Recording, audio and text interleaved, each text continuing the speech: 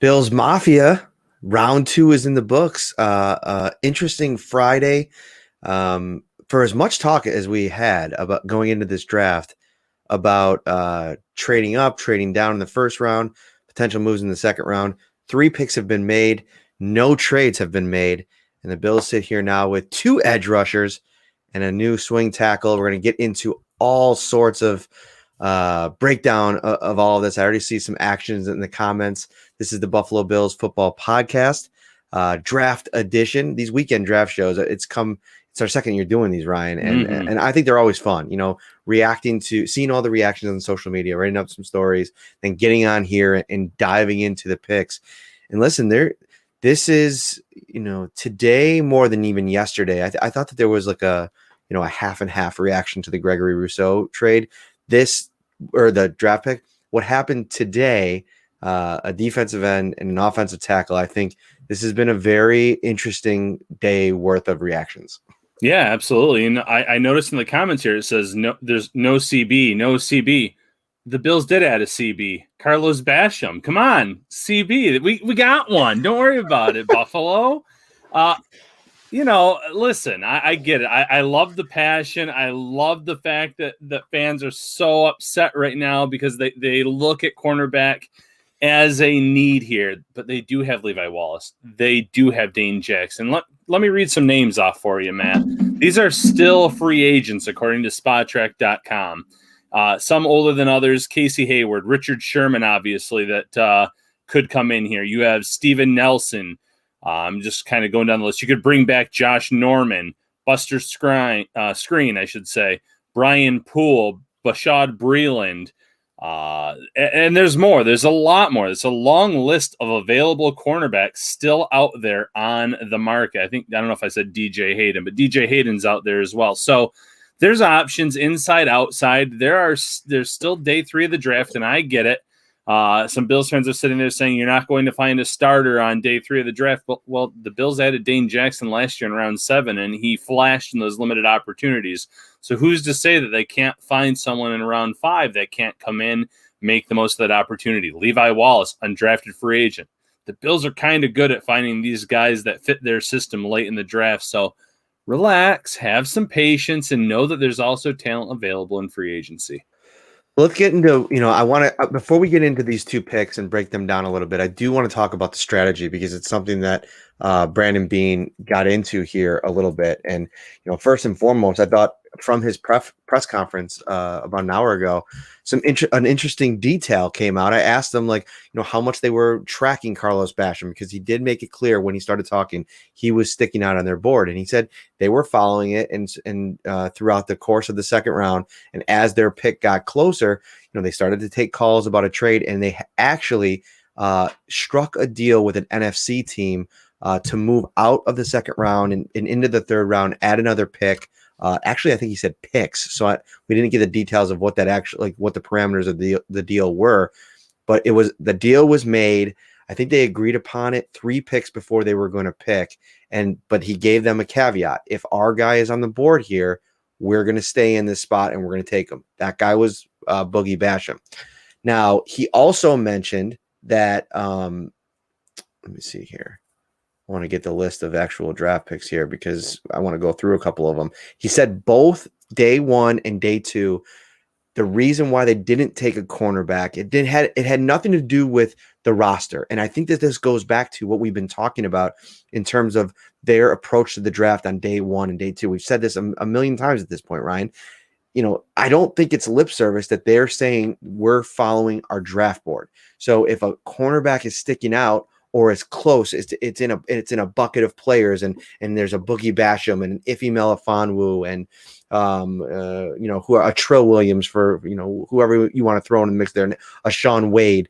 Say they're all in that bucket together. The grades aren't very much of a difference. Then I think you start to entertain the differences and what you maybe need a little bit more because the grades are so similar. But in the case of the second round pick, when they pulled the trigger on Boogie Basham, he was so far and away the highest graded guy on their board. Listen, Jeff Leggold from ESPN, he puts out his top 100 every year. And I was looking through his list. He had Boogie Basham ranked at number 32. So just thinking about that, it's one evaluator, so you got to take that with a grain of salt. But if the Bills had an end of the first round grade, early second round grade on Basham, the value there of the position too, when you bake that in, it's super important. He said what happened was both times that they were going to pick in the first round and the second round, a couple cornerbacks went before they took the pick, or corners that they had a high grade on. Now I'm looking through here. Asante Samuel Jr. went at 47. I'm sure that they probably would have considered that late in the round. And then no DBs really went, but more so in the first round when you had Greg Newsome and Eric Stokes go right before they pick. So the opportunity, what I'm getting at here, the opportunity just wasn't there to take a cornerback yet on day one or day two. Yeah, exactly. I mean, you summed it up really well. Going back to that trade talk, the one thing he did say is it would have netted, they would have moved back to the third round. You almost have to wonder if it would have also given them a fourth round maybe this year because they were missing that fourth round pick, and maybe that was intriguing. But like you said, they told the team there was one player they didn't want to move out of that pick for, and it ended up being Carlos Basham Jr. We've seen this take place before in the NFL. Go back to the 2018 draft. The Bills had a deal in place with the Denver Broncos to move up to get Josh Allen.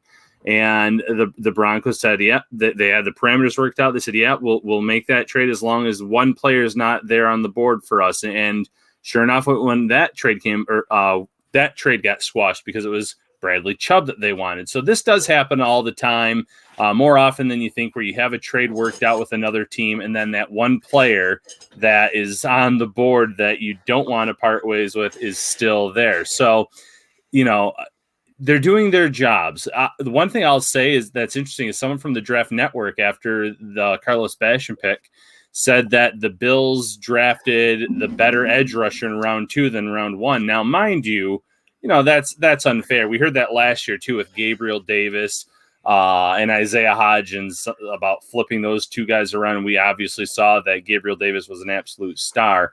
We don't know which edge rusher is going to be better in the NFL coming out of the gate. But it's interesting that some did have it graded that way nonetheless. Sorry about that. I was gone for a minute. I had to track down my Monster Energy drink because still got some hours to go here. And yeah, Elliot, what's funny about that? He says, Matt, you're going to be up all night. I could drink this whole thing right now on this show, and we can sign off, and I could put my head on a pillow, and it's game over. It doesn't matter. So yes, I'm very interested to see what these two players look like in camp, and I think that's a good transition. And what kind of guy makes a bigger impact in 2021. But let's transition into what this defensive line looks like now, because the Bills pulled the trigger on that draft pick, bring in Boogie Basham from Wake Forest. The production was pretty solid. Had 5 sacks in 7 games, double-digit sacks the year before in a full season. And I think that it's an intriguing piece. Both of these guys, Gregory Rousseau and Basham, in different ways project as versatile pieces that you can kind of move around the defensive line quite a bit. And that gives them options. And I think that's what I think what they learned last year, and we'll see if they address the, one tech spot. I know they got Star coming back, but I really do want to see them add another one, maybe 2, true one tech space eating defensive tackles. We'll see if they do that. But, having these 2 guys now is that you can figure out what they do well over time. And there's no rush because of the situation they're walking into to get them ready to play right away. You have Mario Addison, you have Jerry Hughes and AJ Epinesa, who's expected to take a jump, and you can kind of cushion things with Mario Addison. You don't have to move on from Mario Addison right now. You don't even have to move on from Mario Addison by the time the training camp starts. You want those battles. You can make that decision when you get closer to the season. If you have 4 or 5 edge rushers that are ready to go, and part of that group is not Mario Addison, then you make that decision. Then you move on. But as it stands right now, there is healthy competition that's now been added. And you also have a chance to embrace that growth mindset that Sean McDermott talks about. Come here, be the best version of yourself, learn it from the guys that they want setting the example, and go from there. Yeah. it's interesting. Mario Addison, I know, like right after the Carlos Basham pick, a lot was out there in terms of the post June 1st designation, how much money the Bills could save, kind of saying goodbye to him before any of this has happened. And that may end up being the case, absolutely. But like you just said, let the competition happen. You don't know what's going to happen from now until June either, or July, injury wise, play in terms of how ready these players are. Buffalo's defensive end room is all of a sudden very packed because in addition to Jerry Hughes, in addition to Mario Addison, you now add Carlos Basham Jr. You have AJ Epinesa, you have Rousseau, you have Daryl Johnson, F.A. Obata, some of these other guys that were on the practice squad last year, Cox Jr., et cetera, et cetera. The list goes on and on. So some talented players are going to go between now and the start of the regular season. There's no doubting that. But it would be foolish just to make a move now just for the sake of making a move. Let it play out like you said. The one thing I do like, though, is the versatility of these players. You mentioned it. Rousseau is a mountain of a man. There were some Eric Edholm of Yahoo Sports mentioned he would love to see him get actually balloon closer to what Calais Campbell plays at, which is about 300 pounds. I don't think we're going to see that. I think you're going to see him in that 260, 270 range. But big, lengthy, the huge wingspan. You have Basham Jr. that can play 3 technique. He can play on the outside. So when you get to those third down passing situations in the next few years, and it's an obvious passing situation, you could have a really interesting looking defensive line where you're pinning the ears back on some of these players and how you're lining them up. So I like what they're doing. I get what they're doing. They're staying true to their board. And the more talent you obviously acquire early in the drafts, you're hoping that 1 or 2 of them can pan out, and then you're going to be set again 5, 6, 7 years if you hit on the right players. So I want to bring up Chris Trapasso, who I'm so excited to get him back on the show after all of this is wrapped up, and we can really break down all of these picks from a draft expert perspective. But I was actually looking at one of the stories that he wrote after the Senior Bowl, and he wrote up a couple of the guys that really improved their stock. And just check this out. This is what he wrote about Basham, who really shined that week. Much has been made about his athleticism and size blend, and it allowed him to dominate the week of practices in the trenches at the Senior Bowl. While he didn't play in the game, he made his mark on coaches and scouting departments when most are in attendance leading into the game with an array of power and quickness, regardless of where he was lined up and which type of blocker he faced. Basham projects as the trendy defensive end on early downs and nickel rusher in clear-cut passing situations. He probably was a first-round prospect before the Senior Bowl. Now you can lock him in there and he can go top 20. Now that didn't happen, obviously. I got to look at his pro day numbers, and maybe that's where maybe his go ahead. 4.62, I believe he ran at 272. Wow. That's and he had a really good vertical, some like 38-inch, because I wrote this was in my story, 38-inch vertical.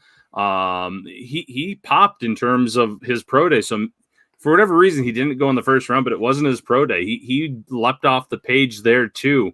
Because he's explosive for his size. And that's something that when I was doing the research, I said, man, this guy, if he can put it all together, could be a very scary defensive lineman. And the Bills could be putting something together now, where a lot of fans are sitting back now saying they didn't go after a cornerback. They didn't do this.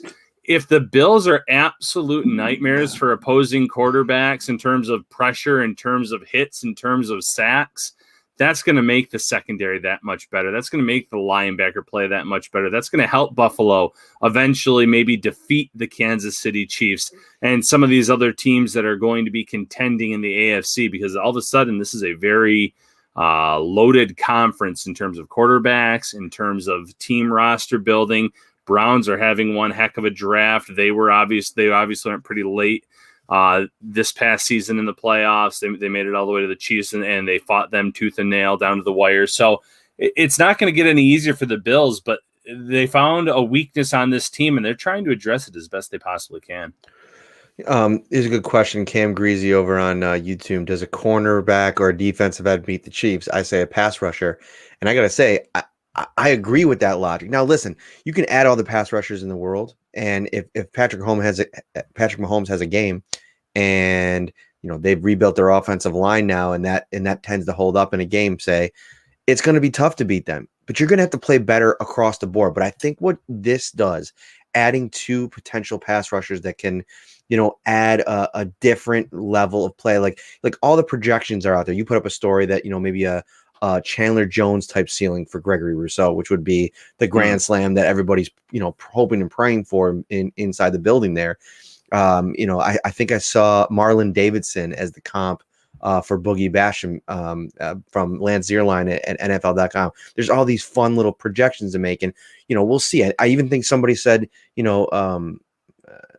I can't remember, a JPP for Gregory Rousseau possibly, and we saw how effective he was in the Super Bowl against Patrick Mahomes. So the thing that about a pass rush is it's not only about what you do, in terms of bringing the quarterback down, it's affecting him, what Brandon Beane talked about, because that's what helps to create turnovers.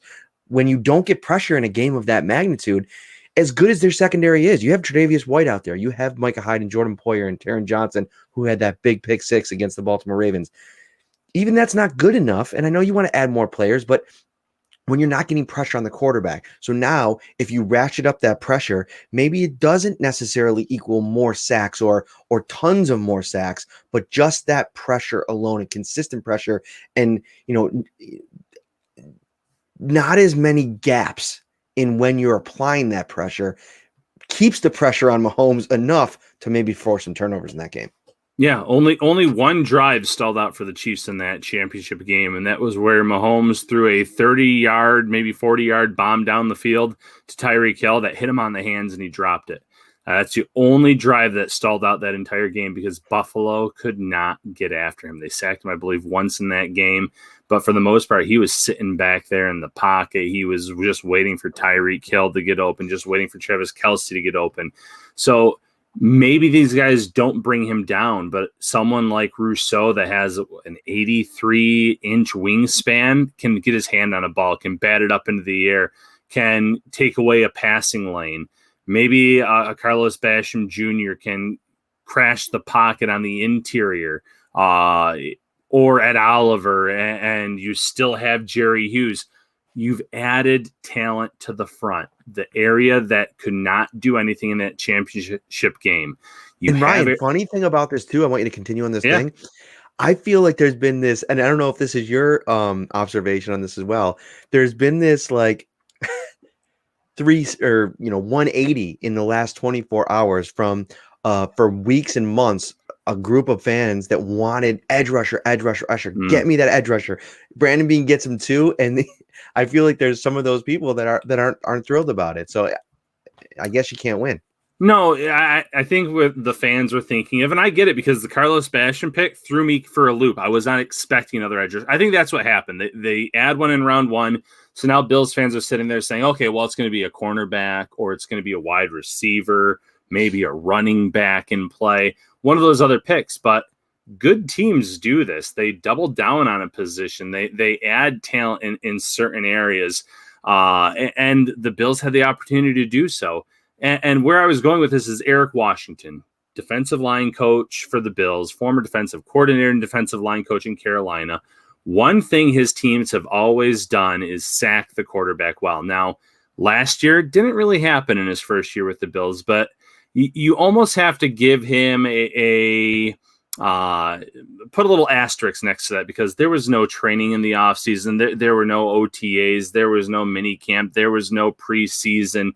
And yeah, there were a lot of former Panthers on this team, but still there's something completely different about working with a whole new unit overall than with a team, with a team that you had been with for many, many years. So he's going to have these young kids in there. He's going to have some of these players entering year 2 in the system. He's also going to have some of those players that are actually entering year 5, year 6, year 7. Mario Addison, the Vernon Butlers of the world, to a lesser extent, Brian Cox Jr., because he was in Carolina for quite a few years. That's going to be a good mesh in terms of talent that's been with him for a long time, talent that's only been with him for 1 year, and now new talent.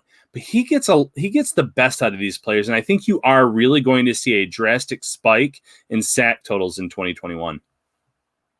Indeed. If you have any questions, if there's anything that you want us to cover here before we get out, we're going to talk about the Bills' third round selection as well, and maybe look ahead to tomorrow when they have 2/5, a sixth, and a seventh. So it'll be a little bit of a wait at the start of things tomorrow, unless Brandon Beane's able to move back into the fourth round. I am pretty surprised that they didn't make a deal. I almost feel like Brandon Beane not to make a deal in a draft would be a story in and of itself.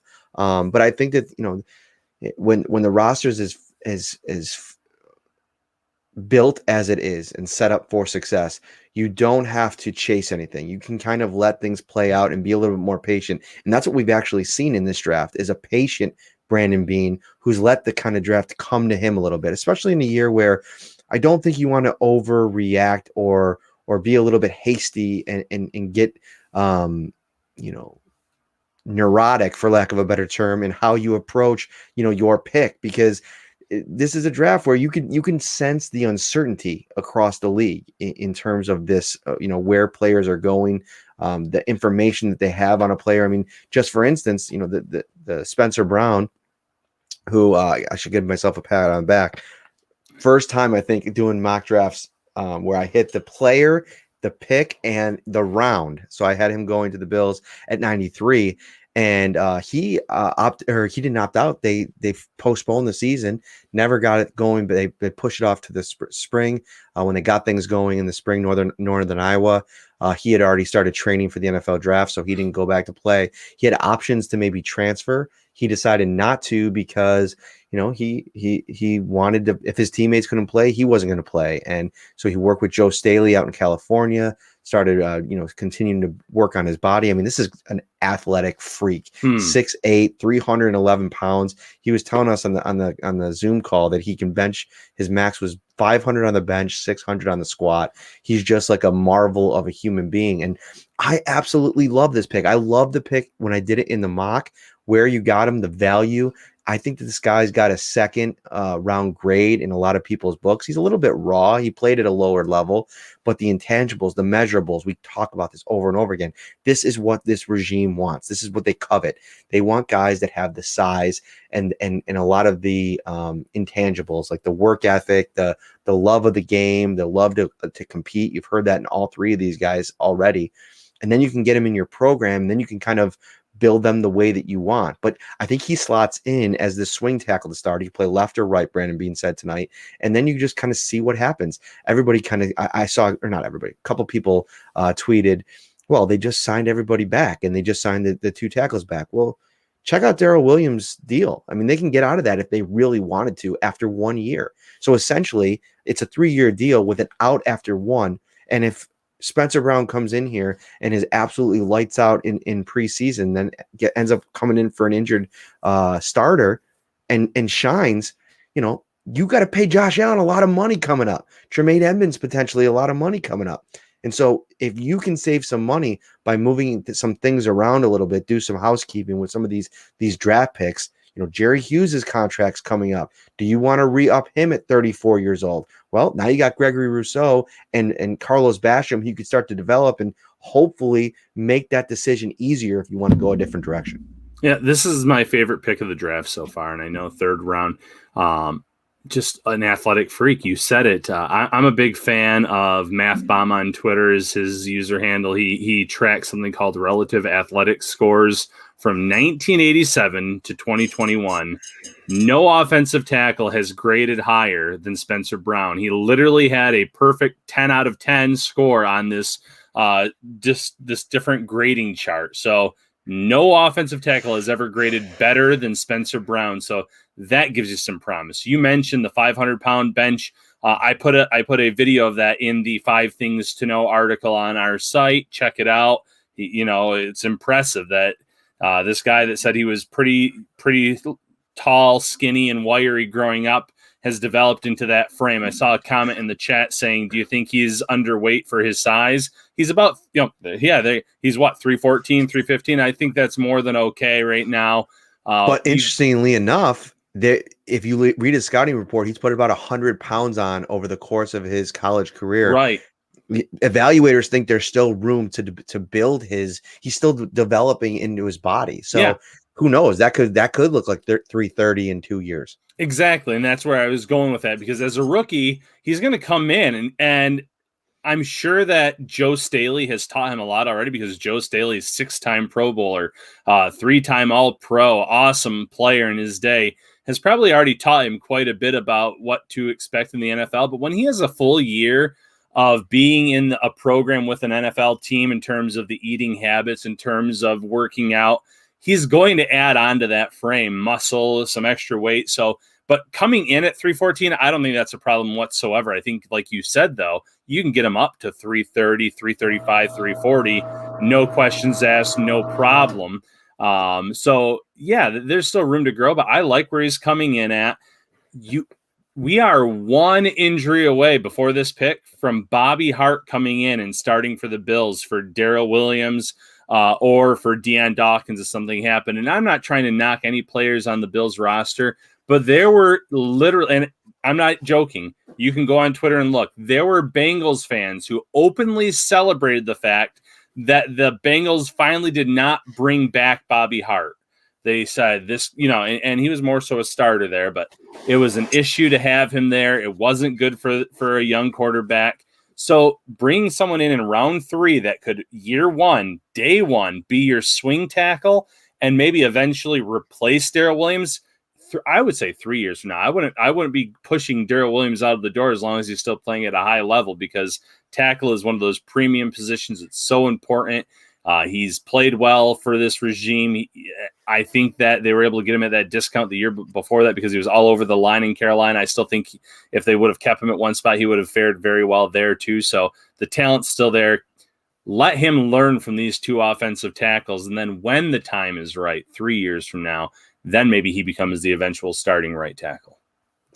Question in the chat here, asking about how much the Chiefs have improved. Are you worried about the Chiefs O-line getting Creed Humphrey a couple picks after the Bills took Basham? Bills are getting edge, but Chiefs are shoring up the line, and I think that's a great observation. I mean, if you look at their depth chart right now, Orlando Brown, Joe Thuney, potentially Creed Humphrey if he could beat out Austin Blythe at center, Lauren Duvernay-Tardif, Mike Remmers, and they also have Lucas Niang, who they really like a lot. They also signed Kyle Long to just see what's left in the tank there. They got really deep really quickly with a lot of questions going into the offseason. So I think that's a great point. And listen, how many times are you really gonna get into a battle with a Patrick Mahomes driven team with an offensive line like they had in the Super Bowl? That was just the scenario that played out last year. You got to go into a year knowing that they're going to shore up what they need to do. Just like the Bills, I think in a lot of ways the Spencer Brown pick is it's not only made for right now to have a swing tackle, but in 2-3 years you want to keep improving that line. And if you can get a upgrade over either of the guys that are there right now, I think Deion Dawkins is a top 6-7 left tackle in the league. Darrell Williams played like one last year, but you want to get younger, you want to get cheaper, you want to get you want to be ahead of the curve. And I think that's one of the things that Brandon Beane's done so well. He does a good job of keeping the roster in a current events type of mindset, but also with an eye on the future. And one of the big things here is I don't think we're talking enough about how much, even with the ballooned cap, the potential for the lack of salary cap dollars when you're looking down the line 2-3 years, when you have to start handing out these big contracts, you need some of these kinds of contracts. I think you're going to see contracts all over the place. I mean, if Dawson Knox has like a good solid year this year, right? Like let's say he puts up a Jared Cook like year, 8 touchdowns, 800 yards, something like that, right? And so that's year 3, and then he comes back and replicates that in year 4. He's going to be expensive. Like he's not going to be crazy expensive, but you're going to have to give him a pretty good deal. You're going to have to give him, probably a little bit under what Jonnu Smith got, like probably $9-10 million a year. That's a big contract to hand out. So I wouldn't even be surprised. I mean, you were talking about it earlier today. Maybe Pat Freiermuth was a guy that they could target on day 2.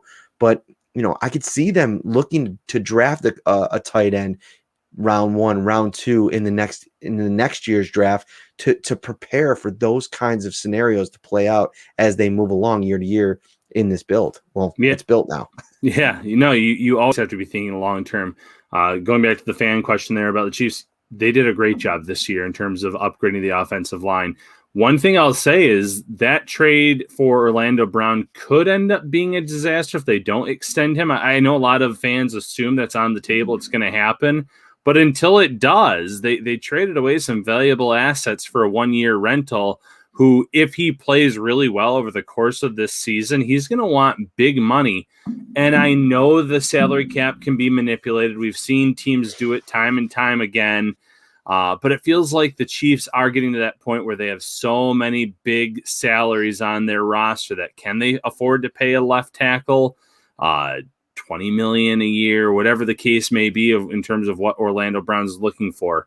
Creed Humphrey, I liked Creed Humphrey. We were talking about it at second round pick that maybe the Bills would be leaning that way, and then he fell and he slipped. There must be something that led to that slip, that led to that fall to a certain extent. So I still think that's a solid pick for the Chiefs. Don't get me wrong there. So they definitely improved in the short term. We'll see what it leads to, but just like any other position, offensive tackle, offensive line, defensive line, if the Bills and the Chiefs face off this upcoming season, the AFC Championship again, you can't predict injuries, but both teams will be banged up at that point in the year. So these pass rushers having so much depth here could lead to the Bills getting pressure on Mahomes. The upgrades that the Chiefs made could lead to them not only shutting down the Bills again, but then getting to the Super Bowl and facing a team like Tampa Bay again and not being fazed by the pressure. So, yeah, you just never know year by year what's going to happen. But kudos to them for upgrading their offensive line, and kudos to the Bills for addressing a need that was certainly pressing on the defensive line. Mitchell asks about the other AFC East team drafts, and I like to get into that a little bit today. We can review all three of those teams because they've all gotten better. I mean, Brandon said it yesterday, and when two teams draft a quarterback in the first round in your division, it opens your eyes. And it's not surprisingly that he followed suit by drafting 2 edge rushers in the same draft. So that's interesting enough. But I also want to say just a little bullet point here for fans. Pay attention if you can when Brandon Beane, Sean McDermott are talking about the way that they do things here. You know what I mean? The way they set up their draft boards, the way that they evaluate players, and also how they view their team. And I think that in a lot of ways we forget like what they're good at and what they've kind of shown in terms of their trends over the last couple of years. We talked about it going in this draft. They haven't drafted a cornerback on day 1 or day 2 since Tre'Davious White. And that's kind of the model that's worked for them. And I think that that's kind of always in their back pocket when they go into these drafts. It's like, okay, if we feel like the value is there and we can get a really good corner, fine. If not, we have the faith that we can find a corner on day 3. And I'd imagine that another corner is coming tomorrow, and we can develop them. And if not, we have Levi Wallace, who we think we can rely on. We can go back out and get a Josh Norman if we have to. I mean, if he's going to come back and play one more year, I think that they'd be fine with that trio to compete for that cornerback 2 job. And then in the slot, they really like Cam Lewis. And honestly, I'd like to see Cam Lewis on the outside in the preseason again. He was having a really good preseason on the outside 2 years ago before he got hurt. I think he got the concussion in the Carolina game, in that preseason game. Let's get into the AFC East before we get out of here, and then we'll quickly sprinkle a couple potential options for day 3. We talked about what everybody did yesterday, and then today the Jets come out firing once again after taking Zach Wilson yesterday, trading up for Elijah Vera Tucker. They go out and they get Elijah Moore, wide receiver from Ole Miss. And, that's a really important pick for the Jets, Ryan, because they go out and they sign Corey Davis. They have Jamison Crowder. They drafted Denzel Mims last year. So they're starting to build, a basketball starting 5 with their skill players. And that is a really nice collection of talent. They all kind of do different things. And all of a sudden, let's see who else the Jets took in this draft. Or they traded up, so they didn't have a third round pick. So they'll draft again the second pick of round 4.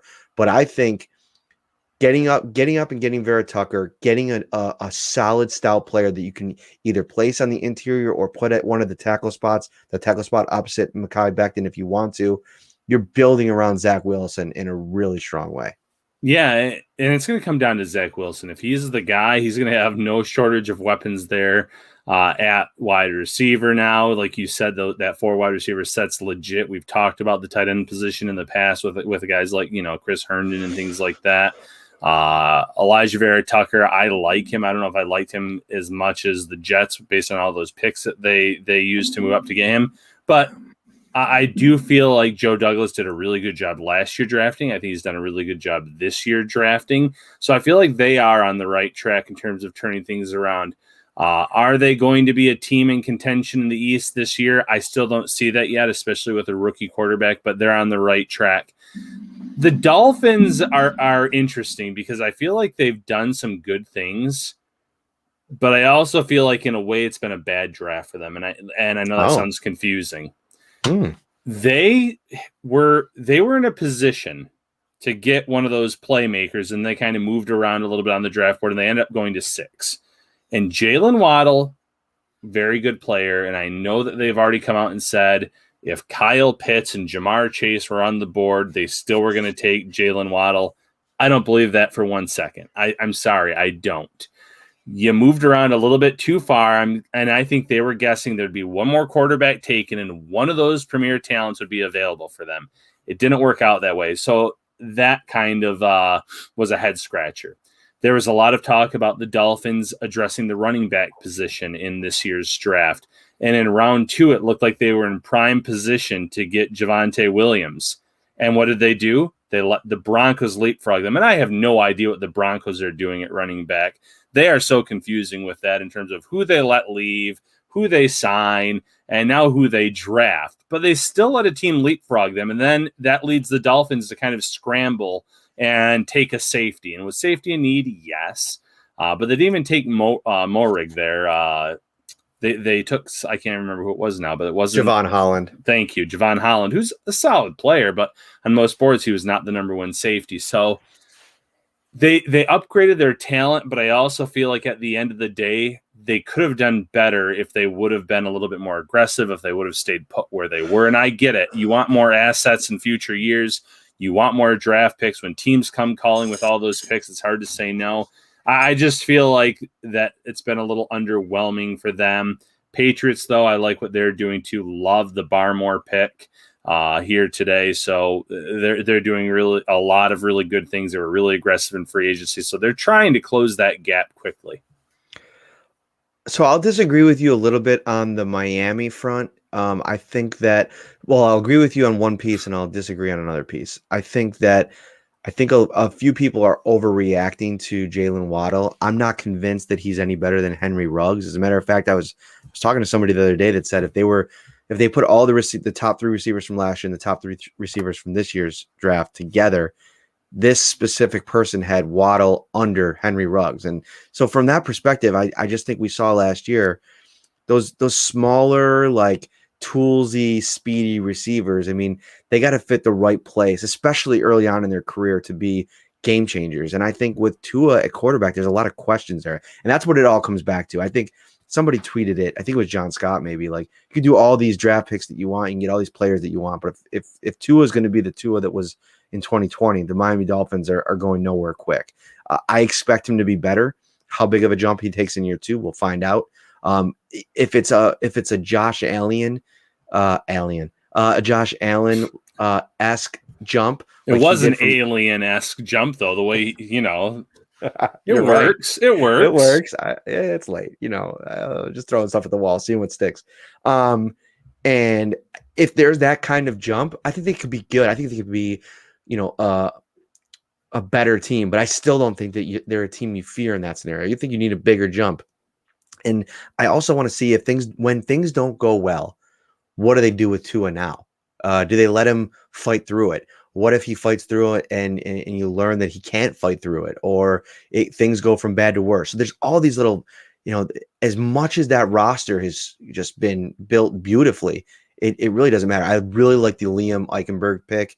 I read a lot of things where, he had a first round grade on a lot of really plugged in draft experts board. So I thought that was a nice pick. And then they come back and they get a tight end in the third round. We'll see Hunter Long.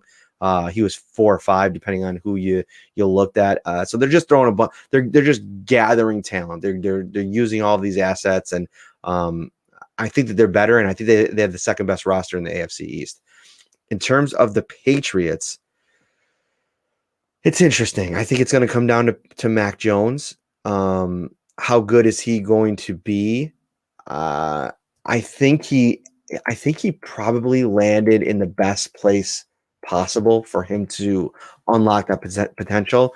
Other than San Francisco, I think landing with Kyle Shanahan would have been great. But if there are these similarities between him and Brady, I really think that Josh McDaniels could probably tap into that. And if he's as bright and on it as people have written about, I think he can transition pretty quickly. I still think Cam goes into the year as a starter, but it's going to be a very short leash if Mac Jones shows anything in the preseason. Then, yeah, Barrymore was fine. I think that they just churn out good interior defensive linemen usually. But Bill Belichick finds those guys. And then Ronnie Perkins going out and getting an edge rusher. I thought that was a sneaky need for. I know they brought back Kyle Van Noy and they brought in Matthew Judon, but they have Josh Uche, who they drafted last year. He didn't really pop. So adding another guy to the mix, to the competition there, they're getting pretty deep at a couple different slots. So, yeah, I think I like a lot of the stuff that we saw in the AFC East.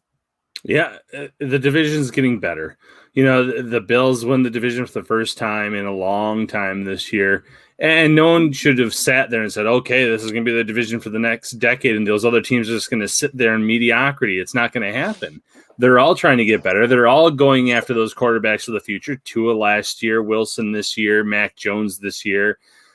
So they're all going for it. They're all trying to close that gap. Nothing's going to be handed to the Bills this year, but they are going to be going against quite a few inexperienced quarterbacks this year based on if a lot of these younger guys play. So I still think the Bills are in good position in 2021. But each passing year, the more these quarterbacks develop, the more these rosters have that overturn, and the more talent you add, it's going to get harder and harder for the Bills to replicate the success that they had 1 year ago. I have to give grades for each draft pick. I write the 5 thoughts on a grade for each story. But at the same time, I don't really believe in grading a draft when the draft actually happens. And that's a conversation going on in the comments right now. Somebody said, I believe it was Jay Davis on YouTube, C- at best for the Bills so far. And I think it's really difficult to kind of put a letter grade on a draft, especially with a group of players that are so much projections. And I think we throw that word around this time of year, projecting what guys can be. These are all projections. Unless you're getting Chase Young or Joey Bosa, you're projecting what a guy's going to do at the next level. And so to grade that, I mean, you're basically placing a grade value on how you think the Bills are going to coach them, how they're going to connect with them behind the scenes, what the personality dynamics are like to cultivate that development. And those are just things that I would never be comfortable emphatically or, saying what's going to happen in that department. So I think the best thing to do is to remember one thing. And I think I saw somebody tweet this, is Brandon Beane is the reigning, defending NFL executive of the year. And I think sometimes Joe Nelson says I'm a cop-out because giving a letter grade is the point. I do give the letter grade. And I gave a letter grade. I gave a letter grade to Gregory Rousseau pick yesterday. And guess where you could see that letter grade? Syracuse.com. Read the story, my friend, and you will see the letter grade. I'm just saying, I don't get it. I don't get the whole letter grade grading phenomenon. It's fun because you can kind of power rank how teams did. But at the end of the day, until I see them play an NFL snap, I'm not going to grade a college prospect. No, and that's fair. And, the other thing, too, is a lot of these national analysts that do it all the time, not only do they attach a grade to it, they attach some hot takes. And then a few years later, they're on those websites for being so wrong about some of these players one way or the other that you're kind of putting yourself in a bad position. So, yeah, for the sake of the articles, you do give that letter grade. But you really can't look back on a draft class until 2 or 3 years later because, again, remember the Josh Allen pick. How many people bashed? How many people said that the Bills were setting themselves back a decade? I was looking at some of those tweets again this past week. Someone said how the Bills love mediocrity, and someone, he'll be throwing interceptions or incomplete passes in Foxborough for the next decade. Little things like that, and then you look at the development. No one saw that coming. Not everyone, but the majority wanted Rosen over Allen, so on and so forth. Everyone thought Darnold was a slam dunk for the Jets. No one knows. You can look at the college game, you can look at the skill sets, but you don't know how that's going to transition over to the NFL based on the team, based on the talent, based on the development, based on the chemistry that they have, even within the locker room, within the coaching staff. All these little things factor into building a team up. And Josh Allen has had the perfect storm of player development around him, his own development, the coaching, et cetera, et cetera, et cetera. So, it's just one of those wait and see scenarios. Give it time, and then we'll really know here in a few years. See if I can get this to work here. Saw this shared on Twitter, and I thought the video component of the show, folks would love to see this. Let me see if I can get this figured out. It's playing. Oh yeah, it is. Look at that. Let me see if I could scroll up a little bit. So it's all right. Here we go. Spencer Brown, your new offensive tackle, swing tackle, 500 pounds on the bench. I mean, just watching this stuff, man, it's crazy. In my prime, I could get maybe 200, 220 up probably one time. Look at this dude. Look at this dude. That's crazy. That's nuts. 500 pounds. I love watching these videos, the post-video celebrations. So another cool tidbit, if you haven't seen it tweeted or talked about yet, I'll write about this probably at some point tomorrow. Spencer Brown lives in a town of 1,300 people in Lenox, Iowa. And he had 40 or 50 people over at his house tonight, hoping that his name would be called in at some point on day 2. And by the time that that the pick was made, 40, 50 people, he said. 5 minutes after that, he said he thought, there was a couple hundred out on his front lawn, and they were worried that the whole town was going to show up at the house, I guess. So really cool moment. You can see that video posted on social media as well. All right, final takes here, Ryan, and maybe let's get into, before we get out of here, who you're looking at tomorrow. Now we can dial in on some needs. Cornerback. I know you talked a little bit about tight end and maybe another position, one technique, defensive tackle. What do you see as the glaring needs here that you want them to address, and who are maybe a player or two that they can look at? Yeah, I don't know about any glaring needs, but they can address some of these positions that fans have talked about here. Cornerback, whether you're talking outside or inside, there's going to be different options. If the Bills get lucky, maybe a Shaun Wade slides all the way to round 5 out of Ohio State. I'm not sure if that's realistic or not, but time will tell. Buffalo did their due diligence on him, met with him a few times during the draft process. Could end up being a really good slot cornerback, which is more important than Bills fans realize, I think, because Taron Johnson's entering the final year of his contract with the Bills. So you want to look for a replacement there, possibly. There are still some big men up front on the defensive line. I know, haven't we had enough defensive linemen? I'm sorry, Bills Mafia. But if you can get a one technique that can be the heir apparent to Star Lotulelei on day 3 of the draft, by all means, try to upgrade that position. There are still some names out there that were fan favorites in mock drafts. I can't say that I was paying perfect attention to all the picks after the Bills and around the Bills picks. But there's guys like Hamson, Nazarildine. Was he taken yet? Nope. I don't know. See, I mean, that was a player that we were talking about round 2, round 3. He's still there. So there's a fan favorite. I know Daz Newsome didn't test well at wide receiver, but the Bills did their due diligence on him, met with him a few times on Zoom, went to his pro day. He's a day 3 type of player at wide receiver that they might kind of bring in here. So there's players across the board that I think could be intriguing for the Bills. but they're not going to sit here and say we have to get a cornerback, we have to get a wide receiver or a tight end. They're staying true to their board. Yeah, I think you hit the nail on the head with what they're probably looking at. A couple players that I think could be interesting at cornerback. I like Robert Rochelle as a day 3 guy out of Central Arkansas. I think that he might be somebody that they like as well. I think it might have been Cover One or somebody. He has a round 3 grade according to Lance Zierlein. Probably goes sometime in the 4th round. So we'll see if he gets there. Maybe if the Bills see a guy like him that they like, they might be willing to trade up. Then also Kerry Vincent from LSU, I think is I can't remember if it's character concerns or injury concerns. I think he missed most of this last season, or I don't know if he opted out or if it was injuries. But I saw on one big board that he was like the 2nd or 3rd ranked cornerback on this guy's big board. And it was eye-popping to me because that wasn't common in for most of them. So that's another name to keep an eye on. And then the big guys in the middle, Bobby Brown, cool name, Bobby Brown III, and he over at Texas A&M, 321, 6'4", space eater. Tyler Shelvin, obviously Bills Mafia loves them. Some Tyler Shelvin, could be on play too. And another guy, go back to the pro day interviews, Dylan Moses.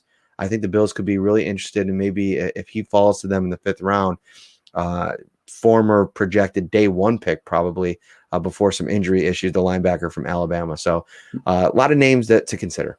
Yeah. One technique, Tonga is his name, and I had him in my last mock draft. He's going to be there. Jacoby Stevens, someone that the Bills have shown interest in out of LSU, is still around. So there are names to be had. And I believe that Rochelle that you mentioned, I believe his skill set is almost perfect for zone defense, is what I read on a lot of the scouting reports. And obviously the Bills run a lot of the zones, so he could end up being a great asset there too. So a lot of talent still to be had. Kevin Massari has jokes. That's right, he does. Kevin, get out of here with your jokes. I still have issues with your original big board putting Kwity Paye at 3 or 4. Nonsense. But I went on the Trainwreck Sports the other day, and that drives me nuts when people go on other people's posts when they're like giving like rankings or something like that and just start publicly just sifting through them. And Kevin's like, "Oh no, Bruce, bring it on! I want that." And I'm like, "You do want that," but I can't say a bad word about Kevin Massari because he put me on to Yummy Thai in Kenmore, which is bomb, as my wife says, bomb.com, and you should go check it out. All right, that's gonna do it. We've gone for almost an hour. Day 2 of the draft is in the books. It's going to be fun to see what the Bills can do tomorrow if they maybe get back up into the 4th round. For Ryan Talbot, I'm Matt Parrino. Head over to Syracuse.com in the morning. Everything will be up over there. I'll have my 5 thoughts and a grade on both of these picks today. We'll have some more fun content tomorrow, some stuff from Brandon Beane. And we'll see you then. 4 more picks to go.